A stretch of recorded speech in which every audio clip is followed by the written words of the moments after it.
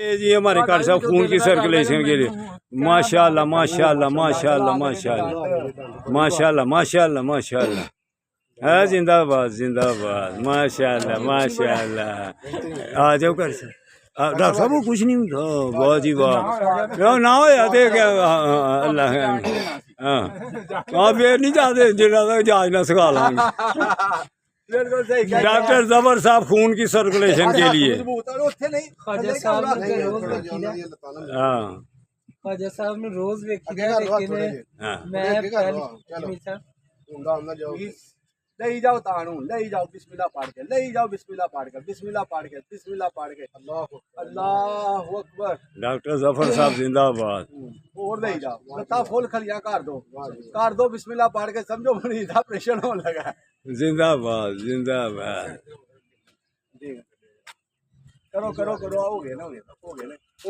गए ना माशाल्लाह माशाल्लाह थोड़ा जा और नहीं थोड़ा जा और बस आज थोड़ा जा तीन ही टार आ गई जे तीन जनाब आज तीन आ गई जे तीन ही टार तीन तीन जिथे मेरा पैर जांदा तीन तीन जिंदाबाद दो दो रह गई दो बस दो जिंदाबाद आज वास्ते आना जिंदाबाद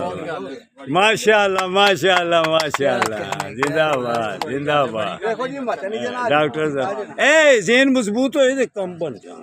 अल्लाह लो अच्छा चलो हाँ जिंदाबाद ये देखिए हाँ हाँ हाँ माशाल्लाह माशाल्लाह देखे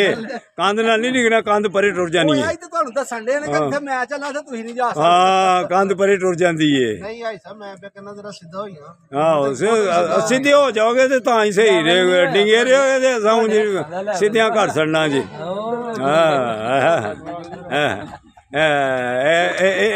ਇਹ ਪੈਦਲ ਜਾ ਸਕਦੇ ਨੇ ਜੀ ਇਸਲਾਮਾਬਾਦੋਂ ਮਰੀ ਜੇ ਕੰਧ ਤੇ ਟੁਰ ਸਕਦੇ ਨੇ ਉਹ ਦੇਖ ਕੇ लो जी खुद करने वाला था अब खुद कल करूँगा पार्टी वीडियो बनाने